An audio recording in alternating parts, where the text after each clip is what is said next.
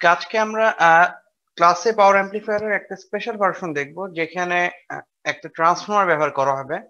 সেজন্য আমরা ফার্স্টে ট্রান্সফর্মারের ফাংশন কি সেটা তো দেখে নেই। আমরা অলরেডি জানি যে ট্রান্সফর্মারে আসলে কি কাজ করে। তোমরা কেউ বলতে পারবে এটা ট্রান্সফর্মার কি কাজে ব্যবহার হয়? স্যার ভোল্টেজ আপ ডাউন করানোর জন্য। আচ্ছা, ভোল্টেজ আপ ডাউন করানোর জন্য ব্যবহার হয়। শুধু কি ভোল্টেজ আপ ডাউন হয় না, কারেন্টও ভেরিয়েশন করা সম্ভব?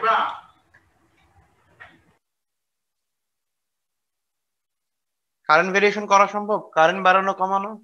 ইয়েস স্যার, সম্ভব। আচ্ছা, আমি কি ভোল্টেজও বাড়াবো, ইন দ্য মিন টাইম কারেন্টও বাড়াবো, এটা কি সম্ভব?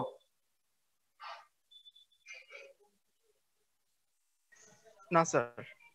আচ্ছা, তার মানে ট্রান্সফরমারে আমরা normally step up step down পারপাসে ব্যবহার করি।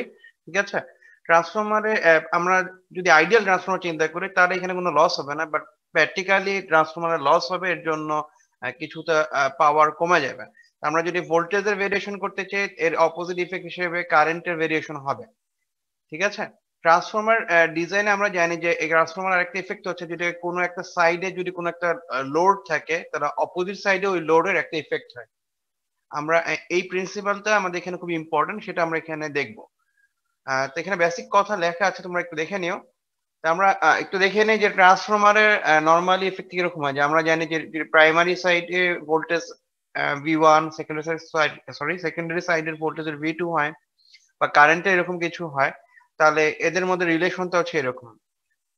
এবং প্রাইমারি আর সেকেন্ডারি সাইডে যদি টার্নস রেশিও এ হয়, বা নাম্বার অফ টার্ন যদি N1 N2 হয়, তাহলে এরকম একটা রেশিও ফলো করে।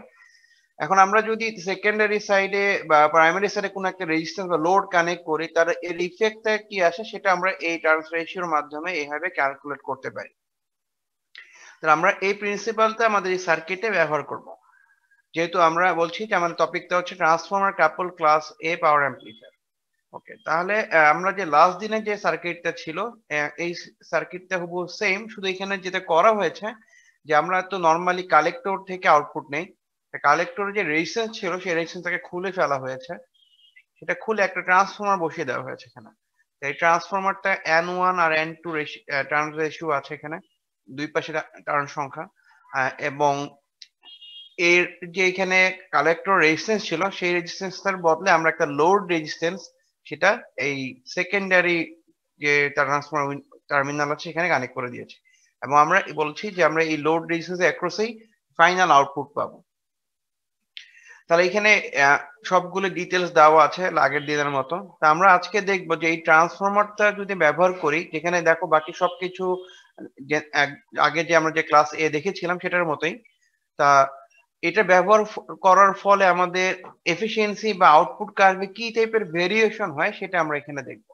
তবে আমরা যেটা করে নিব যে ফার্স্টে, যেহেতু আমরা ক্যালকুলেশন করব, ক্যালকুলেশনের সুবিধার্থে আমরা ধরে নিব যে ট্রান্সফরমারটা একটা আইডিয়াল টাইপের, এখানে নরমালি লস হচ্ছে না। ওকে, তাহলে আমরা যদি এটা নিয়ে অ্যানালাইসিস করতে চাই, তা ফার্স্টে আমাদের যেটা করতে হবে, এই ট্রান্সফরমারের যেহেতু আমরা নিয়ে অ্যাম্পলিফায়ারের এফেক্ট দেখতে চাচ্ছি, অ্যাম্পলিফায়ারটা কিন্তু বিজিটির এই পাশে আছে, আর আমরা আউটপুট দেখছি ট্রান্সফরমারের সেকেন্ডারি উইন্ডিং এ। তা আমরা যদি এর বিজিটির জন্য আউটপুটের ইকুয়েশন লিখি, দ্যাট মিন্স লোড লাইনের জন্য হিসাব করতে চাই, তাহলে আমরা কোন সাইডের জন্য আসলে আমাদের লুপ ইকুয়েশন লেখা উচিত ট্রান্সফরমারের? প্রাইমারি সাইডে না সেকেন্ডারি সাইডে? কি মনে হচ্ছে তোমাদের?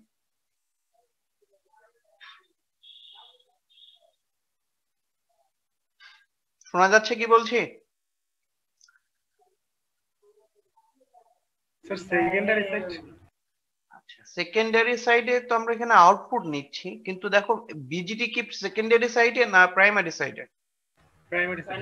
আর আমরা লোড লাইন কার জন্য ড্র করি, ট্রান্সফরমারের জন্য বলছিলাম না বিজিটির জন্য? দ্যাট মিন্স কিউ পয়েন্টার যে সেট করছিলাম সেটা কার উপরে বেস করে? ট্রান্সফরমারের উপরে নিশ্চয়ই না, বিজিটির উপরে বেস করে। বুঝতে পেরেছি কি? তাহলে আমরা আসলে তাহলে লোড লাইনের জন্য যদি হিসাব করতে চাই, তাহলে কোন সাইডে ক্যালকুলেশন করা উচিত ট্রান্সফরমারের?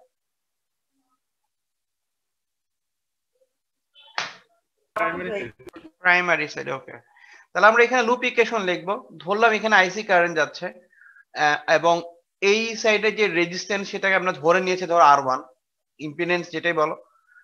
ঠিক আছে, তাহলে আমরা বলতে পারি কি ICR1 আগের মতো এখানে কি ছিল VCE plus IERE, that means আমরা এরকম একটা ইকুয়েশন পাচ্ছি। আচ্ছা, এখন আমরা জানি যে এই R1 যে রেজিস্ট্যান্সটা ধরছিলাম এই সাইডে, এটা তো আসলে এখানে তো কোনো রেজিস্ট্যান্স নাই। রেজিস্ট্যান্স বা লোড হিসেবে আমরা RL কে সেকেন্ডারি উইন্ডিং এ বসিয়েছি, তাহলে এর একটা এফেক্ট আমরা কি প্রাইমারি সাইডে পাবো না, সেটা হচ্ছে তা আমরা বলে নিলাম সেটা RL প্রাইম। তাহলে আমরা R1 না লিখে এখানে RL প্রাইম লিখলাম, আর পুরো ইকুয়েশনটা হুবহু আগের মতোই রাখলাম। এখন আমরা যেটা চাচ্ছি যে আমাদের লোড লাইনের ইকুয়েশনে যেটা বলেছিলাম যে আইসি থাকবে আর ভিসিই থাকবে, তা আইই থেকে বাদ দিতে হবে। তা আইই থেকে আমরা এই ইকুয়েশনের মাধ্যমে আইসি তে কনভার্ট করলাম, দেন অ্যাজ ইউজুয়াল আমরা ইকুয়েশনটাকে সিম্পলিফাই করে আনলাম, এবং এখানেও আমরা ধরে নিচ্ছি যে ধরলাম আমাদের এখানে যে আলফার ভ্যালু ম্যাক্সিমাম ভ্যালু যেটা 1 সেটাই, তাহলে আমরা এরকম একটা ইকুয়েশন পাচ্ছি। দ্যাট মিন্স ভিসিসি ইকুয়াল হচ্ছে আইসি RL prime plus RE plus VCE। এইটাই হচ্ছে আমাদের ডিসি লোড লাইনের ইকুয়েশন এই ট্রান্সফর্মার কাপল সার্কিটের জন্য। আমরা এই ইকুয়েশনটাকে বেস করে লোড লাইন ড্র করব। ওকে, তাহলে লোড লাইন ড্র করতে গেলে আমরা যেহেতু এই ভ্যালুটা পাচ্ছি, তা আমরা ইকুয়েশনটা এরকম হয়ে যাচ্ছে। কেন এরকম হচ্ছে সেটা আমরা যদি এখানে হিসাব করে দেখি, আবার আমাদের ইকুয়েশনটা ছিল এরকম দেখো, বাট আমরা বলছি এই টাইপের হিসাব। কারণ হচ্ছে আমরা যে লোড লাইন ড্র করছি, একটু খেয়াল করে দেখো তো এই লোড লাইনটা কার জন্য বলছিলাম, এসির জন্য না ডিসির জন্য? এখন যে উপরেও লেখা আছে ডিসি স্যার। ডিসি, লাস্ট দিনে আমি আবার বলছি তো মনে করে দেখতে পারো যে আমরা কিন্তু লোড লাইন দুইবার বের করি, একবার ডিসি লোড লাইন দেন আবার এসি লোড লাইন। এখন ফার্স্টে আমরা ডিসি লোড লাইনের জন্য করছিলাম, এর জন্য ডিসি অ্যানালাইসিস করছি। তাহলে একটু খেয়াল করে দেখো ট্রান্সফরমার তো এখানে এই যে প্রাইমারি বা সেকেন্ডারি যে উইন্ডিং আছে এখানে তো আসলে রেজিস্ট্যান্স নাই, কি আছে এগুলি? এটা কি কয়েল না? কয়েল মানে আসলে কি? Conductor sir. ইন্ডাক্টর, ঠিক আছে কি ভুল বলছি? কয়েল মানে কি ইন্ডাক্টর না? আমরা যেমন কি ট্রান্সফরমার জন্য প্রাইমারি সাইডে ইন্ডাকটেন্স পাই, সেকেন্ডারিতে পাই, এবং মিউচুয়াল ইন্ডাকটেন্সের একটা ব্যাপার থাকে, ঠিক আছে? তাই আমরা জানি ক্যাপাসিটর ডিসি তে কিভাবে কাজ করে, জানি এটা?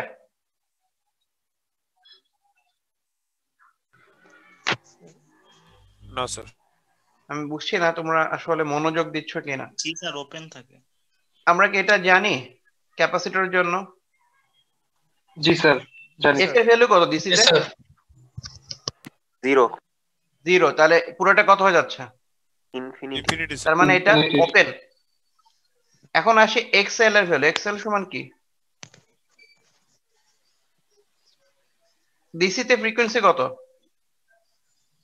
আমরা জানি কি ডিসির জন্য এফ এর ভ্যালু কত হবে? 0। তাহলে এটা কত হয়ে যাচ্ছে? 0। তাহলে এটা ইন্ডাক্টর না প্রাইমারি সাইডের কয়েলে? এটা যদি ডিসির জন্য অ্যানালাইসিস করতে এটা কি শর্ট হয়ে যাবে না? এখানে আমরা কোনো রেজিস্ট্যান্সের এফেক্ট পাবো? না স্যার। পাবো না। ওকে, তাহলে এটা যদি বুঝো যে না এখানে পাচ্ছি না, তাহলে আমরা আবার ব্যাক করি আমাদের ইকুয়েশনটা, যে আমরা যে এই যে ইকুয়েশন পেয়েছিলাম, তাই এই ইকুয়েশনে মডিফাই হবে, যেহেতু আমরা ডিসি অ্যানালাইসিস করছি আর ইন্ডাক্টর বিকাম শর্ট, তাহলে আমরা বলবো যে এই R1 বা সেকেন্ডারি টার্মিনালের যে রেজিস্ট্যান্স আছে তার যে ইফেক্ট আসছিল সেটাকে আমরা তাহলে 0 করে দিব, তাহলে আমাদের ইকুয়েশনটা চেঞ্জ হয়ে যাবে এরকম। কথা কি বোঝা যাচ্ছে? এটা হচ্ছে ডিসি লোড লাইনের জন্য। ওকে, তাহলে যদি এরকম ভ্যালু হয় তাহলে আমরা লোড লাইন যখন ড্র করি আমরা কি করি, একবার এক্স এক্সিস এর ভ্যালু 0 করি আর ওয়াই এক্সিস এর ভ্যালু 0 করি। তাহলে আমরা যে ওয়াই এক্সিস মানে আইসি কে 0 করলে আমরা দেখতে পাচ্ছি ভিসি সমান এরকম, আর যদি ভিসিই কে 0 করো তাহলে আইসি সমান এরকম ভ্যালু পাচ্ছি। এটা লাস্ট দিনের মতো আমরা বের করছি। ওকে, এটুকু বুঝতে পেরেছি? একটু রেসপন্স করো নাহলে আমি বুঝবো না। জি স্যার। ওকে, তাহলে আমরা এই সার্কিটটা করার সময় দুইটা জিনিস মাথায় রাখবো, ঠিক আছে? সেটা হচ্ছে যে আমরা যে ইকুয়েশন পেলাম, এই যে এই ইকুয়েশনটা কিন্তু আমরা লোড লাইন হিসেবে ড্র করব। এখানে দুইটা কেস হতে পারে। কেস হচ্ছে যে আমাদের সার্কিটটা আবার একটু যাই, সব সার্কিটে কি এখানে আরই রেজিস্ট্যান্স থাকবে? প্রথম যখন আমরা সার্কিট না দেখছি স্যার। ওখানে কি আরই ছিল, ছিল না? তারপরে বলেছি না যে ভেরিয়েশন দেখার জন্য আমরা আরই নিয়েও দেখছি, এটা বলেছিলাম না? তাহলে আমরা যদি চিন্তা করি যে আরই থাকতেও পারে নাও থাকতে পারে, তার মানে যদি আরই থাকে দ্যাট মিনস আরই যদি নট ইকুয়াল টু জিরো হয় তাহলে একরকম আমরা কার্ভ পাবো, আর আরই যদি জিরো হয়ে যায় তাহলে আরেক রকম পাবো। ওকে, তা ফার্স্টে হিসেব করে দেখি। তোমাদেরকে আমি বলেছিলাম যে কালেক্টরে নরমালি যে রেজিস্ট্যান্স থাকে আর ইমিটার সাইডে যে রেজিস্ট্যান্স থাকে সেটা কি কোনটার ভ্যালু বেশি থাকে বলেছি? কালেক্টর সাইডে না স্যার? কালেক্টরে বলেছিলাম যে রেজিস্ট্যান্স থাকে kilo ohm, that means 10 kilo, 50 kilo ohm. আর নিচে ইমিটার সাইডে যে রেজিস্ট্যান্স থাকে সেটা থাকে হচ্ছে 100 ওহম, 400 বা 500 ওহম রেঞ্জে, দ্যাট মিনস অনেক ভেরিয়েশন। তাহলে ধরলাম আরসি রেজিস্ট্যান্স যদি বেশি থাকে আর আর ই রেজিস্ট্যান্স যদি কম হয়, তাহলে সেম ভোল্টেজ, দেখো আমাদের এই ইকুয়েশন একটু আগে দেখছি কি যে আইসি সময় কি লেখা যাচ্ছে, ভিসিসি ডিভাইড বাই আর ই পাচ্ছি আমরা। ওকে, তাহলে খেয়াল করে দেখো, যদি ভিসিসি বাই আরসি কে ভাগ করি তাহলে যে কারেন্টের ভ্যালু পাবো, আর ভিসিসি কে যদি আর ই দিয়ে ডিভাইড করি তাহলে এই কারেন্টটা কি হবে, কম হবে না বেশি হবে?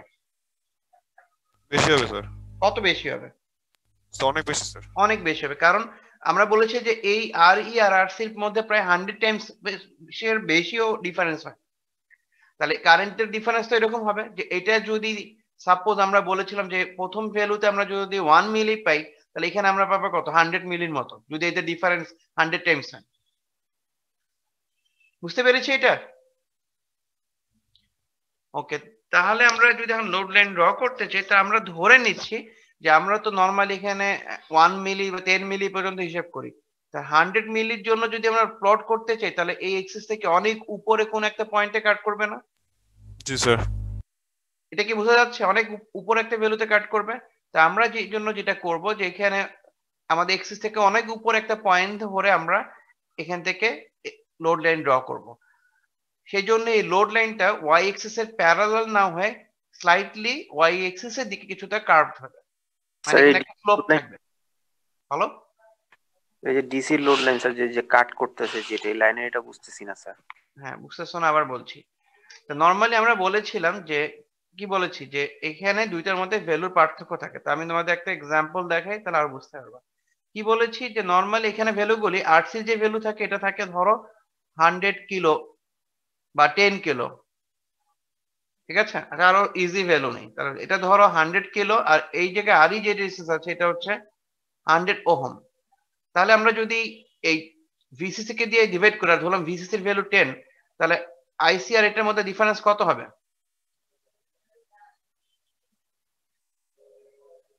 কিলো টাইমস ডিফারেন্স হবে না, 1000 ভাগ। জি স্যার। ঠিক আছে কি? আচ্ছা আমরা তাহলে আরো ইজি ভ্যালু নেই, তাহলে তোমরা মনে হয় আরো বুঝতে সুবিধা হবে। আচ্ছা দাঁড়াও, আমরা নিলাম এখানে, ওকে, আমরা ধরছি এখানে হচ্ছে 10 কে আর এটা হচ্ছে 10 ওহম। তাহলে দেখো 10 বাই 10 এটা হচ্ছে কত, 10 কে, তাহলে এখানে কত পাবো? 1K 1 1 কে। Milli sir. 1 milli sir. 1 milli. আর 10 বাই 10 এখানে কত হবে? 1 অ্যাম্পিয়ার অথবা 1000 মিলি অ্যাম্পিয়ার, ঠিক আছে কি? জি স্যার। ওকে, তা 1000 মিলি অ্যাম্পিয়ার যদি পাও তাহলে আমরা যদি এইটার জন্য এখানে প্লট করতাম, এই কার্ভটাতে যদি এই ভ্যালুর জন্য প্লট করি তাহলে আমরা যদি এখানে মার্ক করি যে এটা হচ্ছে সেই আইসি 1, তা আইসি 2 যদি প্লট করতে হয় তাহলে কোথায় প্লট করব? ডেফিনেটলি এই এক্সিস এর অনেক উপরে কোন একটা জায়গায়, যেহেতু 1000 টাইমস বড় ভ্যালু। জি স্যার। আমরা যদি এখানে একটা পয়েন্ট ধরি আর আরেকটা পয়েন্ট আমরা দেখছিলাম যে ভিসিই কত ভিসিসি তে, তাহলে আমরা দেখতে পাচ্ছি একটা পয়েন্ট এখানে, আর আমরা যে ভ্যালু পেয়েছিলাম যেহেতু আমাদেরটা হচ্ছে ভিসিসি বাই আর ই, সেটা হচ্ছে অনেক উপরে একটা ভ্যালু, তাহলে আমরা এই একটা ওয়াই এক্সিস এর প্যারালাল কার্ভের মতো আঁকতাম। কিন্তু যেহেতু ভ্যালুটা কি, এটা কি ইনফিনিটি? দেখো তো, না এর রেসপেক্টে বড় ভ্যালু? বড় স্যার, ইনফিনিটি না। ইনফিনিটি না, তাহলে ইনফিনিটি হলে ওয়াই এক্সিস এর প্যারালাল ড্র করতাম। যেহেতু ইনফিনিটি না সেজন্য আমরা ওয়াই এক্সিস এর দিকে একটা কার্ভ করে একটা মানে স্লাইডলি স্লোপ হিসেব ধরে আমরা এই লোড লাইনটা ড্র করি। দ্যাট মিন্স হয়তো কিছুক্ষণ পরে গিয়ে এই কার্ভটা কোনো এক সময় ওয়াই এক্সিস কে কাট করবে, মানে তুমি যদি এখান থেকে এক্সটেন্ড করতে থাকো এই উইন্ডোর বাইরে গিয়ে কাট করবে। কথা কি বুঝতে পারছি? তাহলে তাহলে আমাদের যদি ইকুয়েশনটা এরকম হয় আর আমরা যদি আর ইটাকে নট ইকুয়াল টু 0 ধরি, তাহলে আমাদের লোড লাইনটা দেখতে এরকম হবে, যেটা ওয়াই এক্সিস এর দিকে কিছুটা স্লাইডলি এরকম কি হবে, স্লোপ হিসেবে থাকবে, কোনো একটা সময় উপরে গিয়ে সেটা ওয়াই এক্সিস কে কাট করবে। ক্লিয়ার? তাহলে এটা হচ্ছে এই কন্ডিশনের জন্য ডিসি লোড লাইন। ওকে, তাহলে আমরা যদি এই ডিসি লোড লাইনের ভ্যালু পেয়ে যাই, এখানে ভ্যালুগুলি এবং কম্পারেটিভ ভ্যালু দেওয়া আছে যাতে তোমরা ক্যালকুলেশন করে বুঝতে পারো, তাহলে দেখো এই সার্কিটের জন্য কিউ পয়েন্টটা হচ্ছে কোথায়, এখানে না?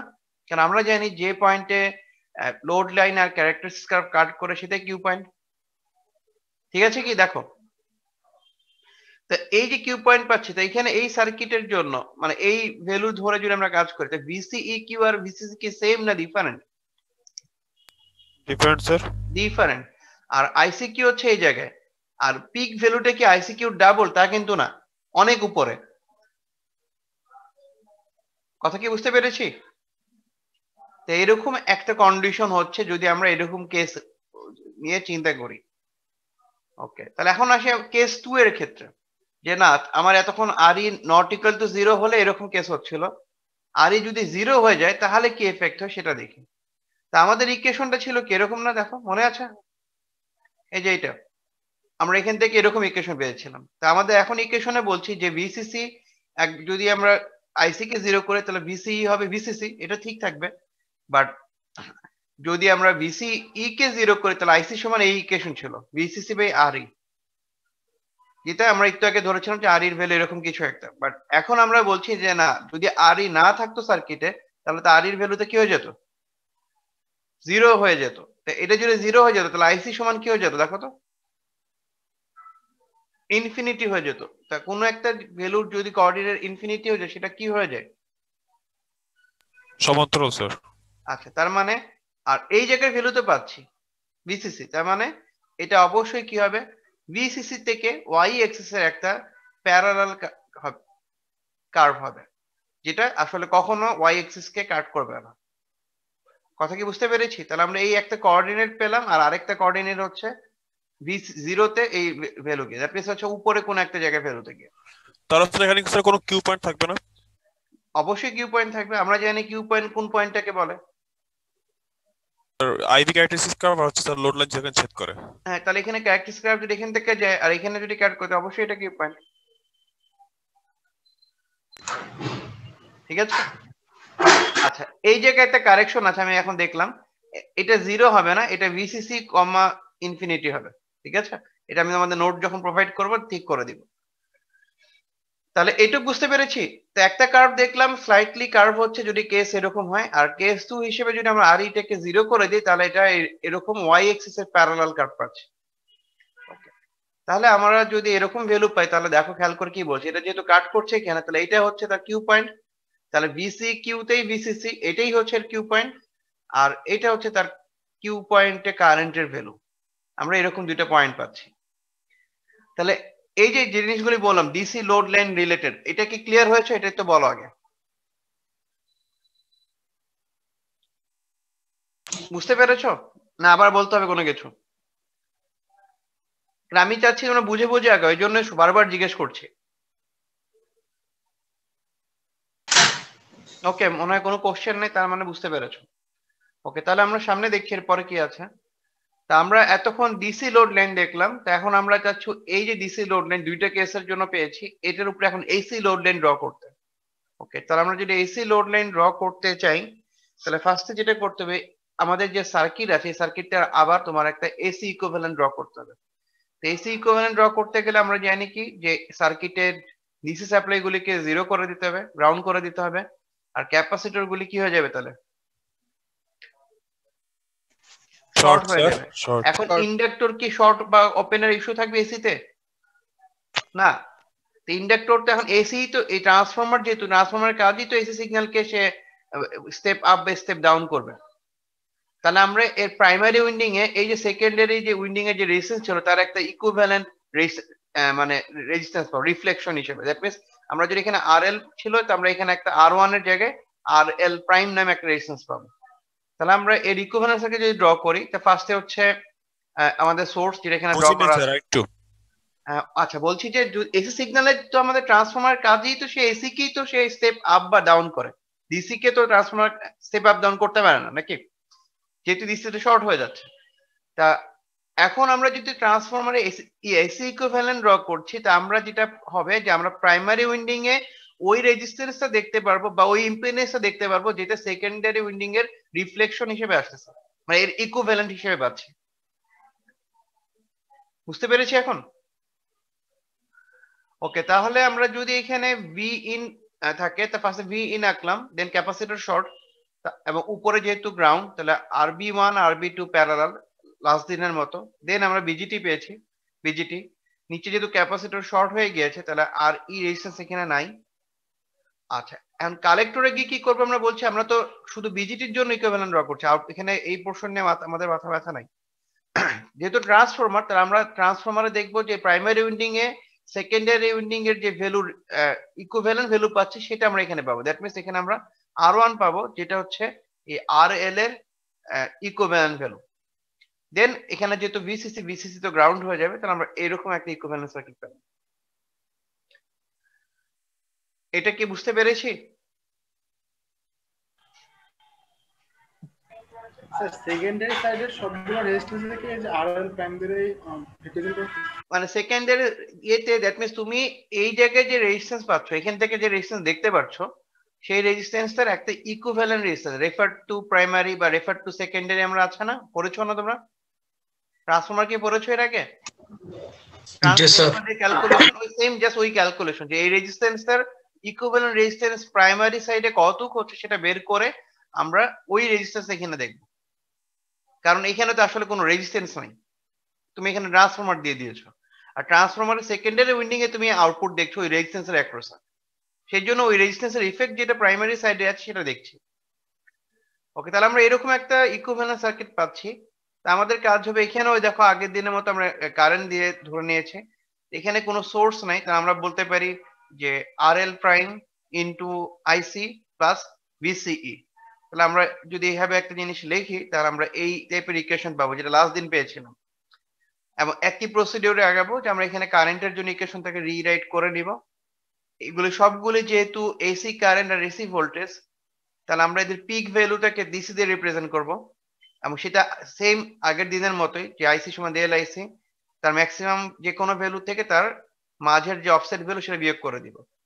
দেন দুইটা ইকুয়েশন পাবো, এই দুইটা ইকুয়েশন এক নম্বর ইকুয়েশনে বসিয়ে দিব, বসিয়ে দিলে আমরা এরকম একটা ফাইনাল কারেন্টের ইকুয়েশন পাবো রিঅ্যারেঞ্জ করার পরে। যেহেতু এখন আমরা লোড লাইনে ড্র করতে যাচ্ছি আর কি ওখানে বসাতে যাচ্ছি, তাহলে আমাদের অবশ্যই ওয়াই এক্সিস আর এক্স এক্সিস এর দুইটা পয়েন্ট দরকার হবে। তাহলে আমরা ধরে নিব যে ট্রানজিস্টর যখন স্যাচুরেশনে যাবে ভিসিই 0 হবে, তাহলে এই ইকুয়েশনে ভিসিই 0 বসালে আমরা আইসি এর একটা এরকম ভ্যালু পাচ্ছি। আর ট্রানজিস্টর যখন কাট অফে যাচ্ছে তখন আমরা আইসি কে 0 ধরে নিয়ে এরকম একটা ইকুয়েশন পাচ্ছি। এখন আমাদের কাজ হবে যে এই ইকুয়েশন গুলি ওই লোড লাইনে বসানো। দ্যাট মিনস আমরা একটু আগে যে দুইটা লিসি লোড লাইন পেয়েছিলাম দুইটা কন্ডিশনের জন্য, যেখানে আর একবার 0 না আর আরেকবার আর এর ভ্যালু 0, ওই দুইটাতেই এই দুইটা ইকুয়েশন পয়েন্টকে আমরা বসিয়ে দেখবো যে লোড লাইনে কিরকম ভ্যালু আসে। Fine, that means AC load line কেমন হয়। ওকে, তাহলে ফার্স্টে আবার ওই কেস 1 এর জন্য দেখছি। কেস 1 মানে হচ্ছে এখানে বেসিক্যালি কি ছিল, কোনটা কেস 1? যেখানে আর এর ভ্যালু 0 না, মানে কোন একটা ভ্যালু আছে। তাহলে আমরা যদি আর এর 0 না হয় আর আমরা এই ইকুয়েশন নিয়ে আসি, তাহলে আমরা দেখতে পাচ্ছি যে এখানে ভিসিসি আর ভিসিকিউ তো ডিফারেন্ট পয়েন্ট। তাহলে আমাদের সার্কিটে যদি লোড রেজিস্ট্যান্স হিসেবে এখন আরএল প্রাইম থাকে, তার মানে আমাদের এখন রেজিস্ট্যান্স যদি আরএল প্রাইম বলো, তাহলে ভিসি কিউ পয়েন্টে আমরা রিলেশনটা কিরকম হবে, এরকম একটা কিছু যে কিউ পয়েন্টের কারেন্টটা যদি ওই রেজিস্ট্যান্স দিয়ে ফ্লো করো তাহলে যে ভোল্টেজ তৈরি হয় সেটাই হচ্ছে কিউ পয়েন্টের ভোল্টেজ।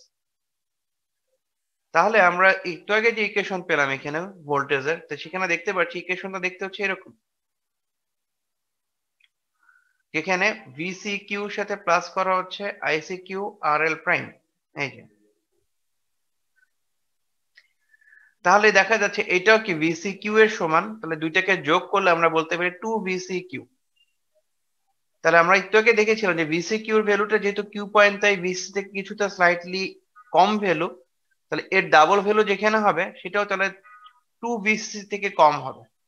তাহলে আমরা এরকম একটা পজিশন পাচ্ছি, এই যে এই পজিশনটা সেটা এখানে দেখে নিলাম। আর কারেন্টের জন্য আমি এরকম একটা ভ্যালু পাচ্ছি, এখানেও সিমিলার কেস ভ্যালিড, যেখানে এই ভোল্টেজকে যদি রেজিস্ট্যান্স দিয়ে ভাগ করো তাহলে তোমরা আইসিকিউই পাবা, অথবা আইসিকিউটাকে দুই ভ্যালু দিয়েও রিপ্রেজেন্ট করা যায়। তাহলে তোমরা এরকম একটা ভ্যালু পাচ্ছ, যেখানে একটু আগে আমরা দেখেছি যে ভিসি ইকিউ ভিসিসি থেকে স্মলার, যেটা এখানে দেখা যাচ্ছে। তাহলে একই রেজিস্ট্যান্স জুড়ে দুইটা ভোল্টেজকেই ভাগ করা, যে ভোল্টেজের ভ্যালু কম সেটাই কম পাবো কারেন্ট হিসেবে। তার মানে আমাদের এখানে 2ICQ যেটা পাচ্ছি যেখান থেকে হিসাব করে, বা স্যাচুরেশন পয়েন্ট, সেটা হচ্ছে এখানে। আর এই যে আগের যে ভ্যালু ছিল ভিসিসি বাই আরএল প্রাইম, সেই ভ্যালুটা এর উপরে থাকবে। ওকে, তাহলে আমাদের এখানে আমরা যেটা করবো, তো আমরা এই যে দুইটা পয়েন্ট যেটা হিসাব করে বের করলাম, যে এখানে একটা পয়েন্ট যেটা 2VCQ, এই ক্যালকুলেশন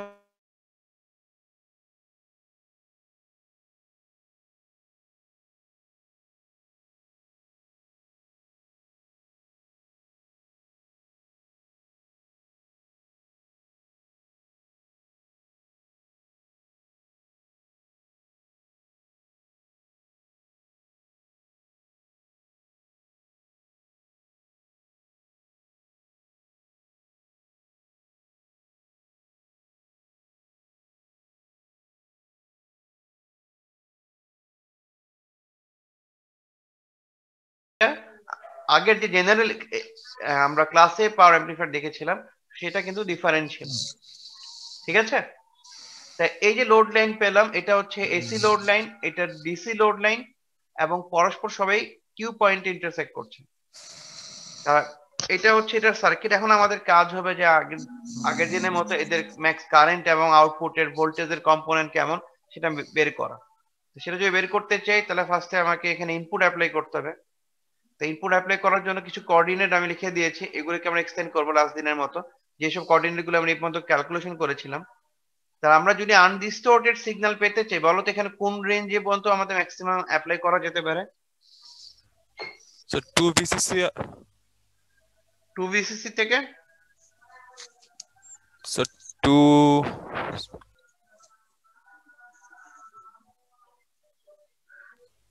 so 2ICQ থেকে 2VCQ। ডেফিনেটলি 2ICQ থেকে 2VCQ পর্যন্ত নিতে পারবা, কারণ হচ্ছে এর বাড়তি নিলে এটা লোড লাইনের বাইরে চলে যাচ্ছে। তো ওইটুক পোর্শন যখন আমি এখানে সিগন্যাল নিব, যদি এই পয়েন্ট থেকে এই পয়েন্ট নিই, তাহলে এই রেড যে রিজন দেখাচ্ছে এইটুকের মধ্যে আসলে সিগন্যালটা কেটে যাবে, ওটা আর অ্যাম্পলিফাই হবে না।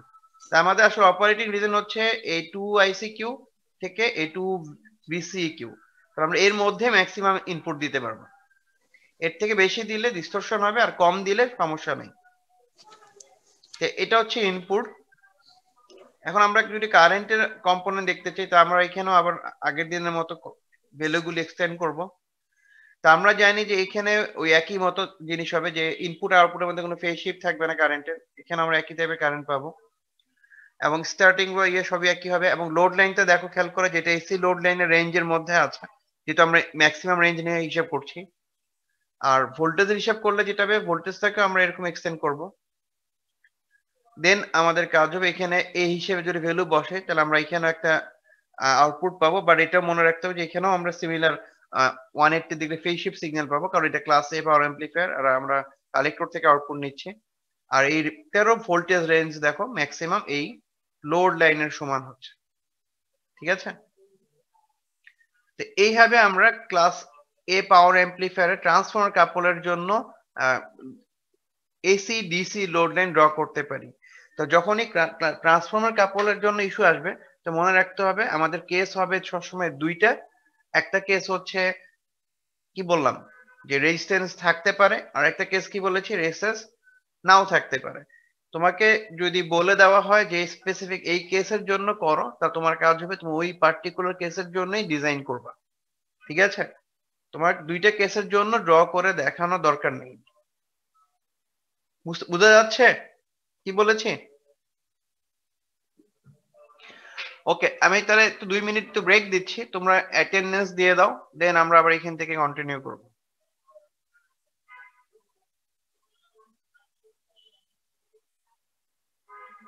তোমাদের কি আজকে অনেক ক্লাস ছিল? Yes sir. কয়টা থেকে কয়টা? স্যার 12:10 থেকে স্যার 12:10 থেকে শুরু হয়েছে ক্লাস। 12:10 থেকে, আচ্ছা।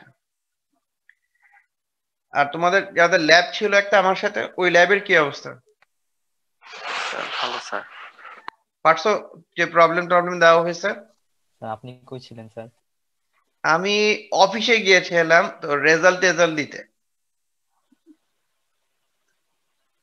ঠিক আছে? তা আমি অনলাইনে ছিলাম, তো যেহেতু আমি মানে বাইরে ছিলাম, দ্যাট মিনস সেই জন্য আমি আর তখন ওই রিলেটেড লেকচার বা ওই রিলেটেড জিনিস দেখিনি। মাঝে মাঝে দেখেছি তোমরা কি অ্যাক্টিভিটি করছো, এটাই। আচ্ছা, তোমাদের অ্যাটেন্ডেন্সের পোর্টাল আমি অন করে দিয়েছি, তোমরা ওখানে একটু অ্যাটেন্ডেন্সটা দিয়ে দাও। তোমরা কি পেরেছো? যে প্রবলেম দেওয়া হয়েছিল কঠিন ছিল না ইজি ছিল? স্যার পারছি। স্যার রেসপন্স তো নিচ্ছে না স্যার। রেসপন্স নিচ্ছে না কেন? দাও দেখি। আজকের ডেট দেওয়া তো, দেখো খেয়াল করে। সবার ফার্স্টে যেটা থাকবে ওইটা। স্যার নিচ্ছে না। আচ্ছা দাঁড়াও আমি দেখি। রিফ্রেশ করো, রিফ্রেশ। স্যার আসছে। আচ্ছা এখন দেখো ট্রাই করে। স্যার এখনো স্যার দিতে পারছিলাম না। এখন দাও, দেখো। আচ্ছা স্যার। অনেক সময় ইয়েতে যেটা হয়, পোস্ট দিলে কিছুটা দেরি হয়। আমার এখান থেকে দেখাচ্ছে হয়ে গেছে, বাট তোমাদের ইন্ডে গিয়ে হয়তো বা দেরি হচ্ছে। এখন স্যার হচ্ছে, ঠিক আছে। ঠিক আছে। আচ্ছা আমি আর কালকে এগুলি নোট দিতে পারি না। আজকে যত তোমাদের দেখাচ্ছি এগুলি রেডি করে আমি সব তোমাদের গুগল ক্লাসরুমে স্লাইড বা লেকচার নোট এগুলি দিয়ে দিব, যাতে তোমরা আরো ভালো করে দেখতে পারো। প্লাস যদি সম্ভব হয় তা কিছু টপিক আগে দেখে রাখতে পারো, সেক্ষেত্রে কোশ্চেন থাকলে ক্লাসের সময় জিজ্ঞেস করতে পারো। তা আমাকে জাস্ট বলো যে এই পর্যন্ত যা যা বললাম এটা কি বুঝতে পেরেছি? স্টেপ বাই স্টেপ যেটা কাজ করতে হবে আমাদের মেজার করার জন্য বা প্রসিডিউর। স্যার এই টপিকগুলো থেকে প্রশ্ন কি রকম হয়? এই টপিক থেকে প্রশ্ন দুই রকম হয়, একটা হচ্ছে থিওরিটিক্যাল আর একটা হচ্ছে ম্যাথমেটিক্যাল। একটা হতে পারে তোমার ডাটা দেওয়া থাকবে, তুমি এই প্রসিডিউর হিসেবে এই কার্ভ থেকে মেজার করে নিয়ে ক্যালকুলেশন করবা। আর আরেকটা মেথড হচ্ছে যে তোমাকে বলা হলো যে ক্লাস এ পাওয়ার অ্যাম্পলিফায়ারের জন্য লোড লাইন ড্র করো, বা ট্রান্সফরমার ক্লাস এ পাওয়ার অ্যাম্পলিফায়ারের জন্য এসি এবং ডিসি লোড লাইন ড্র করো। তাহলে তোমাকে লোড লাইনের ইকুয়েশন গুলি আগে আনতে হবে, দেন স্টেপ বাই স্টেপ প্রত্যেকটা কাজ করে এই ফাইনাল যে ওয়েব শেপ সেটা ড্র করতে হবে। দ্যাট মিন্স আমি এখানে এটা যেহেতু ফাইনাল ওয়েব শেপ, তুমি এটাই ড্র করবা, তোমাকে আর স্টেপ বাই স্টেপ দেখাতে হবে না, তুমি একবার ড্র করে এটাতে আসবে। বাট বোঝানোর জন্য আমি তোমাদের স্টেপ বাই স্টেপ দিয়েছি। তো এখন এরপর তুমি যদি বুঝে থাকো, তুমি যে কোনো পার্ট থেকে ইচ্ছা মতো ড্র করতে পারো। আর কোনো কোশ্চেন? তাহলে পরেরটা দেখবো। কেস 1 কি বুঝতে পেরেছি? স্যার আরেকবার একটু বুঝা দেন। কোন জায়গায়? মানে আমাদের রেসপন্স না করলে আমি কিন্তু বুঝবো না, সেক্ষেত্রে আমি তোমাদের কিন্তু হেল্প করতে পারবো না। কারণ আমি হয়তো লাইভ ক্লাস সামনে হলে দেখে বুঝতাম যে বুঝছো কি বুঝোনি, এখান থেকে কিন্তু আমার বুঝার কোনো স্কোপ নাই।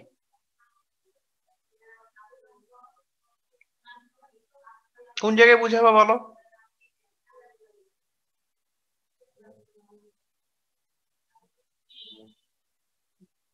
আচ্ছা এই পয়েন্টটা দেখা যাচ্ছে, এটা কি কিউ পয়েন্ট না? হ্যাঁ স্যার। দেখো তো এই স্ট্রেট লাইনটাই তো, এই যে ডিসি লোড লাইন কিন্তু কার্ভ হওয়ার জন্য কিন্তু কিউ পয়েন্টটা শিফট হয়ে গেছে, বোঝা যাচ্ছে তো? হ্যাঁ স্যার বোঝা যাচ্ছে। ওকে, তাহলে এটা ছিল এই কেসের জন্য। আমরা তাহলে সেকেন্ড কেস দেখি।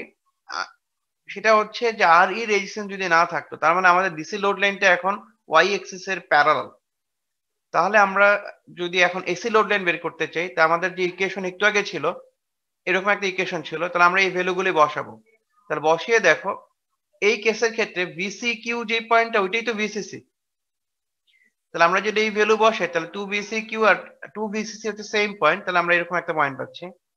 আর এখানে যদি বসাই, তাহলে কিউর যে ভ্যালু হবে এই BC divided by RL prime, এর জাস্ট ডাবল উপরের পয়েন্টটা হবে। এটা অনেক সিম্পল। তাহলে আমরা যদি দুইটা পয়েন্ট এরকম পেয়ে যাই, তাহলে আমরা এখানে যেটা করব যে এই ভ্যালুগুলি বসিয়ে এখানে কোঅর্ডিনেটটা বসিয়ে দিব, আর কারেন্টের জন্য ভ্যালু ক্যালকুলেট করে এখানে বসিয়ে দিব, দেন আমরা এই দুটোকে যোগ করে দিব। তাহলে আমরা এসি লোড লাইন পেয়ে যাচ্ছি, আরএল এর ভ্যালু যদি 0 হয়। এই কেসটার জন্য সার্কিটের মানে আউটপুটটা অনেক সিম্পল, বোঝার জন্য অনেক ইজি। সো আমরা যদি এরকম ভ্যালু পেয়ে যাই, তাহলে এখন আমরা দেখো ম্যাক্সিমাম যে রেঞ্জ সেটা কত হবে, এই পয়েন্ট থেকে এই পয়েন্ট না, এখানে তো এক্সট্রা কোনো পয়েন্ট নেই, 3টা পয়েন্টই আছে মাত্র। তা আমরা যদি এখানেও ইনপুট আউটপুট কম্পোনেন্ট দেখতে চাই, তাহলে আমরা ফার্স্টে লাইনগুলো এক্সটেন্ড করবো এভাবে, দেন যেহেতু 3টেই পয়েন্ট, এখানে ম্যাক্সিমাম রেঞ্জের জন্য ইনপুট দিব, কারেন্টের পয়েন্টকে মানে এক্সটেন্ড করব, এবং এখানেও ইনপুট দেখবো মানে আউটপুট কেমন আসে, এবং ফাইনালি ভোল্টেজটা কি সেটা আউটপুটে দেখবো। তাহলে দেখো তো এই কার্ভটা মোটামুটি খুবই সিম্পল না, এবং ড্র করার জন্য অনেক বেশি কমপ্লেক্সিটিও নাই। আচ্ছা, এখানে যদি ডিস্টরশন ফ্রি আমরা এরকম দেখতে চাই, তাহলে আমাদের এরকম ম্যাক্সিমাম রেঞ্জ পর্যন্ত আমরা দিতে পারবো। তো এখানে একটা জিনিস ফোকাস করতে হবে, সেটা হচ্ছে দেখো তো মনে করে খেয়াল করে যে আমরা সার্কিটে বায়াসিং এর জন্য কত ভোল্টেজ প্রোভাইড করছিলাম, 2 ভিসিসি স্যার ভিসিসি ভিসিসি, তার মানে তুমি বিজিটি যেটা বেসিক্যালি বলতে পারো যে কি তোমার কাছে একটা ক্লাস এ পাওয়ার অ্যাম্পলিফায়ার ছিল, তুমি শুধু কালেক্টরের রেজিস্ট্যান্সটাকে খুলে নিয়ে একটা ট্রান্সফর্মার বসিয়ে দিয়েছো, যেখানে ট্রান্সফর্মার ট্রান্স রেশিও যে কোনো কিছু হতে পারে, আর ওই রেজিস্ট্যান্সটা যদি লোড হিসেবে ধরে সেকেন্ডারি উইন্ডিং এ বসায় দেবো টার্মিনালে, তাহলে তার লোড লাইনটা শিফট এরকম হয়ে যাচ্ছে। তো এখানে খেয়াল করে দেখো, দেখো এই সার্কিটটারও কি পজিটিভ, মানে এই লোড লাইনে কিউ পয়েন্টের উপরে আর নিচে কি ভ্যালুটা সিমেট্রিক্যাল না, সেম না? এবং এসি লোড লাইনটা দেখো তো কোন ভ্যালু পর্যন্ত এক্সটেন্ড করেছে এখানে, 2 ভিসিসি 2 ভিসিসি। তার এখানে যদি 2 ভিসিসি হয়, তার কারেন্টের এখানেও তো বেড়ে গিয়েছে, ভিসিসি বাই আরএল প্রাইমের জায়গায় 2 ভিসিসি বাই আরএল পর্যন্ত এক্সটেন্ড হয়েছে। তাহলে তোমার ট্রান্সফর্মার ব্যবহার করার জন্য এই সার্কিটের যে এই এসি লোড লাইন তার রেঞ্জটা এক্সটেন্ড হয়ে গিয়েছে, যার জন্য তোমরা আউটপুটে অনেক বেশি ভোল্টেজ আর কারেন্ট পাবো, এবং এর জন্য এই সার্কিটের এফিসিয়েন্সি বেড়ে গেছে। তা আমরা এই যে এখন এই কেস দেখেছিলাম R = 0, এটা যদি আমরা বের করি, মানে এটার জন্য এফিসিয়েন্সি বের করে আমাদের বের করতে ইজি হবে, বাট আমরা যদি R ≠ 0 এর জন্য করি, তখন আমাকে ক্যালকুলেশন করে বের করাতে কিছুটা কমপ্লেক্স হয়ে যাবে। সো আমরা এই কেসটার জন্য এফিসিয়েন্সি কিরকম হয় সেটা বের করা দেখবো। তা আমরা এফিসিয়েন্সির ফর্মুলা জানি যে এফিসিয়েন্সি বের করতে গেলে আমার কি করতে হবে, আউটপুট এসি পাওয়ার বের করতে হবে আর ইনপুট ডিসি পাওয়ার বের করতে হবে। তাই ইনপুট ডিসি যদি বের করতে চাও, তাহলে সেটা ফর্মুলা ছিল কি ভিডিসি ইনটু আইডিসি। আমরা আবার বলছি আমরা এটা কেস 2 এর জন্য করছি, দ্যাট মিন্স একটু আগে যে গ্রাফটা পেয়েছে।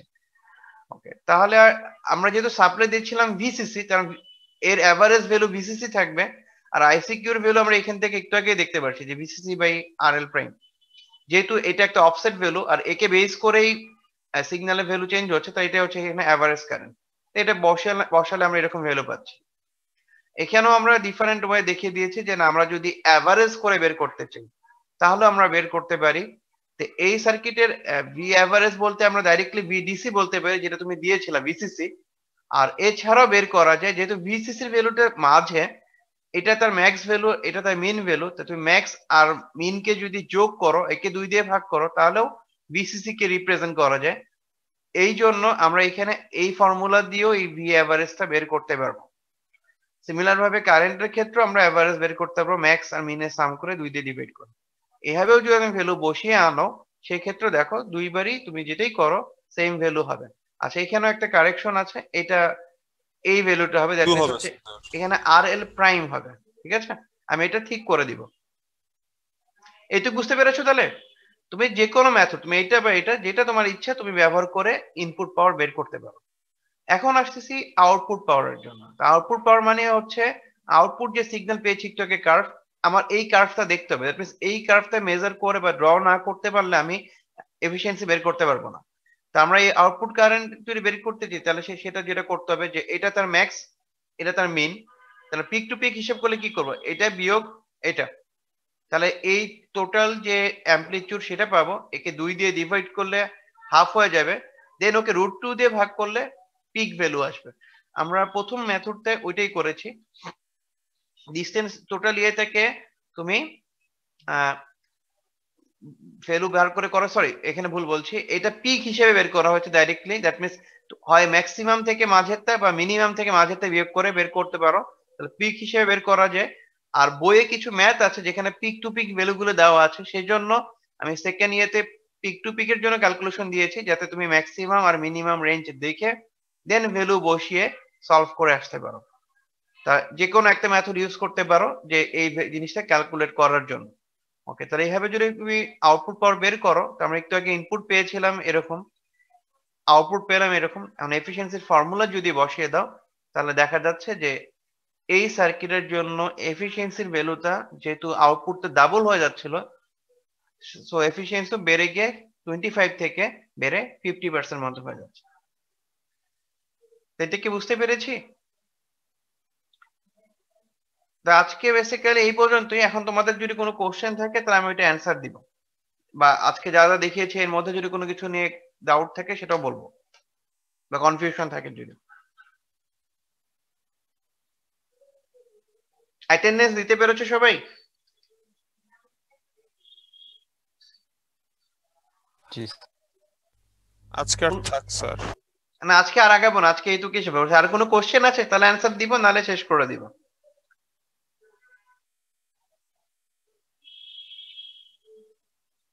ওকে, তাহলে আজকে যদি কোশ্চেন না থাকে তাহলে শেষ করে দিচ্ছি। আসসালামু আলাইকুম স্যার। আসসালামু আলাইকুম স্যার।